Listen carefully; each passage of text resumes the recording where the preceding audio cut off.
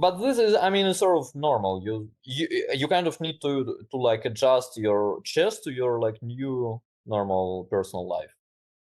And yeah, for us, as this life is sort of like tricky, and you don't like normally I mean in Russia you don't necessarily have a head start. It actually becomes a problem, and it takes. I mean, it took like all of us like few years to actually make things work and sort of realize what the life is about and what we're supposed to do in order to play chess really well. Once you realize that, how many years do you feel you have left in order to make that push to 2780 or whatever? I don't know. I mean, it's not something that is on my mind. I don't know. I mean, we'll see. Generally, I would say I have a feeling. Again, I'm actually interested at what Fabi has to say here. I have a feeling that generally, not only in chess but in sports in general, I think people started to have way longer careers. I don't know, like maybe like in some of them it has to do with like new medications or something like that. But even in chess, I think it sort of becomes a thing. Like Vishy is still top 10. I have a feeling if Vishy will start playing tomorrow, I mean, I don't think too many bad things will happen to him, frankly. What do you think, And Fabi? yeah, Yeah, go ahead. well, I think I can't speak to other sports too much. I mean, definitely some like maybe some drugs or other techniques can increase longevity. I mean, we see like okay, Djokovic is playing into his late 30s without major injury, right? Yeah, Um, but okay, with chess, of course, there's like no physical component. So, you know, let's say if you keep motivation, then theoretically, why should your career end when you're when you're 45 or 50? Although it does tend to happen, like people lose motivation for one reason or another. I'm in the age and position where I can understand why someone would lose motivation and also not like fully lose motivation, but also not have the same motivation as you mentioned Gukesh or Arjun who maybe are ready to sit there 10 hours a day every exactly. day and also not worry about anything else that's going on in their life because they're young and well they don't have kids, they let's say they live with their family and so on and it's just easier. There's nothing wrong with that. I mean, I also had that when I was in my late teenage or early 20s that I didn't have to worry about anything. I would also travel with my father and there was nothing really on my mind besides whatever chess game I have to play. uh but then motivation is still like is a factor, yeah, because we can see it to some extent with Magnus, with Hikaru, definitely with like the older generation than them, and they're only in their early to mid 30s, right? It's not like they're not 70 years old, but still at some point they're thinking about things besides chess, and then this takes away from your motivation to just sit there and work, which like I think Magnus doesn't have to work 10 hours a day to keep his level super, super high, and probably other players as well. But to like maximize your chances, you you do have to be at least kind of singularly focused and not too thinking about, family, kids, or whatever is going on in your life, business, perhaps like other business ventures. Um, like with Vichy, I don't I mean I'm sure that he could maintain like good 27 uh, maybe mid 2700 level if he was working consistently, but he has no reason to do that. So like it's also understandable why would he want to do that? And then if he played 100 games a year, I don't think he would keep his rating just because he's not going to have the energy or motivation to do that. And then he's going to probably have thoughts in his head like, why am I going through this? I've done this for 30 to 40 years. Why am I continuing to do this to myself? Um, but outside of the motivation thing, like that's going to be a bit personal. Then I think like why should someone's career be ended just because they're 35, 45 years old? But it is actually an interesting topic. So you basically think it's not physical at all, yeah? I mean, you don't think your brain sort of gets older or anything like that. You generally think that it's all motivation. There is no basically difference between like 30 years old and 50 years old player. I mean, in terms I, of their sort of what they're capable of doing. I mean, I think there's going to be differences. Of course, I'm not like neuroscientist or anything, so I can't speak as an expert. But there's going to be differences which are also beneficial to the older player. Like what? And so I don't know if like all of it is negative. Some of it will be negative. Like for me, what I find difficult, which I found was one of my strengths when I was younger, is that like I would be able to keep the concentration at the board and just fighting for every opportunity for a full game until the game is over. I wouldn't like let basically my concentration drop at all.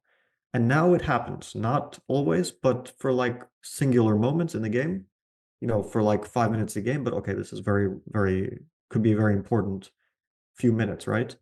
That basically I relax a little bit. And I think it's a bit individual because I've seen sometimes players who, I played a game recently with a young player, and I could just tell from his body language that the tension kind of released a little bit because he thought he was surviving. But there was still like one more issue to solve in the game, and then he faltered at this moment, right? And for me, that was never an issue, but now it's kind of like I can relax a little bit and then make some mistake if the game is going on super long. Mm-hmm. Yeah, generally I had the same feeling, but like I remember myself when I was like 17 or 18, there are definitely things that are sort of easier for me now. But there were things when I was, let's say, down to seconds, I'm still pretty good. But like even like all the, this whole like world blitzing and stuff, like I generally do well there. But I remember, let's say, when we played in Qatar, I think I finished third. I played like very well, but I was a completely different player back then. Like I would always trick people with seconds left and stuff. Whereas now it's more like you simply control it the way that it doesn't go there. Yeah, Still doesn't make me like a better blitz player or a worse blitz player, but it's a completely different player anyway. Yeah. No, I'm interested also your experience in this because that's also my feeling in some ways. Like let's say if I compare my rating now to 10 years ago, okay, it's about the same, let's say.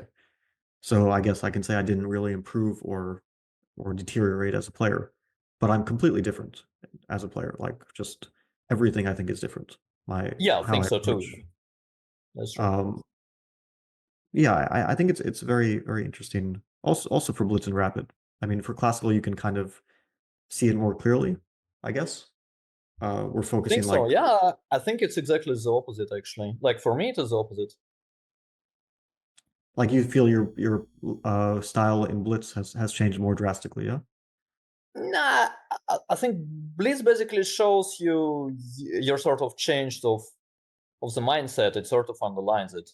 Like in the classical, like normally there are not too many spots where you're going to make a different decision. I mean, of course they exist, but in Blitz, it's just that sometimes you can spot that simply your instincts have changed.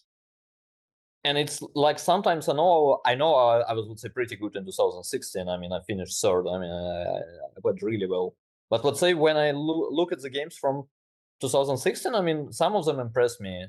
Some of them I look at it, I mean, there is no way I was like this bad in some certain positions. Like some of the things that are obvious to me now were not back then, and the other way around. I mean, it's kind of hard to like. I have a feeling, let's say, generally, I was way more like the dynamic positions. I probably played even better back then, maybe even much better actually. But part of it is that like there was no choice. Like I knew I'm going to be outplayed otherwise. Now it feels exactly the opposite. Yeah, I mean, I know I can be solid. Yeah, I mean, if someone plays a fantastic game, I mean, sure, you will beat me, but it will not come for free. Whereas back then, I almost felt like it's either I go do something crazy and then we gamble, or I'm just getting outplayed if it's like a very, very strong player. Now it doesn't feel this way. I always feel like, yeah, like do your bishop e7 Italian. I mean, it's slightly worse. It's under control. I mean, as long as you play it reasonably, you're not going to lose and stuff. Yeah, this is like a completely different attitude, of course. This is also like a product of us just knowing more about chess, right? I mean, like It's we have less experience to for figure sure. out. No, not even experience, but just we have less to figure out. Like you mentioned bishop e7 Italian. I mean, like you can work a few days on this and more or less get a very, very good feeling of positions and what to do, especially for like fast time controls. And 10 years ago, it would take you significantly more time if you even were able to like make it work back then. Yeah, that is true. But my point is that your instincts, like in some ways, they probably depend on your like general level of confidence.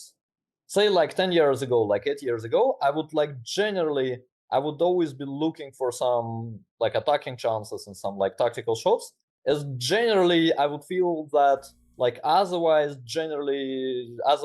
it's a bad scenario for me. Now it's like exactly the opposite. I know that, I mean, as long as it's solid, like I'll generally do well in the long run. And I sort of do exactly the opposite. Yeah, I start by like making sure I have a solid way, and the mindset changed. Yeah, I probably even avoid some complications, especially against I mean, some of the players that are not exactly the best in the world. You feel like, okay, as long as I keep the tension and the pieces are not flying, it's all right. Yeah, no, I think this is like, especially when it comes to playing weaker players, I think this is the best strategy. It took me some time to like realize that, you know, especially in Blitz, that like controlling yourself, because I always thought, okay, Blitz is Blitz, whatever, for a long time, just random and we'll play, and I wasn't putting too much thought into strategy behind how I'm playing. And then I realized that, yeah, there is like definitely a lot of strategical considerations that you can make, and one of them is going to be that if you keep the tension against weaker player, it couldn't, I mean, depending on someone's level, they can decide how much weaker they're thinking. But let's say against someone you think is weaker, that if you keep the tension for a long time, this is going to increase your chances. Just because at some point something goes wrong for them. It Yeah, slows for sure. You simply bounce it back, and it normally works after like 5 moves. Yeah, exactly. It might take like a long time, like maybe in 30 move game, if some kind of crisis happens early on, then you're not going to show any superiority and maybe it's a draw or whatever. Or you can lose, of course. But in like long game, the only issue is that, of course, if it's a long game, then it tends to go to seconds, and then it does get a little bit random. Yeah. Would you say? But this is basically what happens when both play well. Yeah, that's like exactly. I mean, that's exactly a good blitz game. Yeah, when like both play well, like until they're both down to like 5 seconds, and then something happens.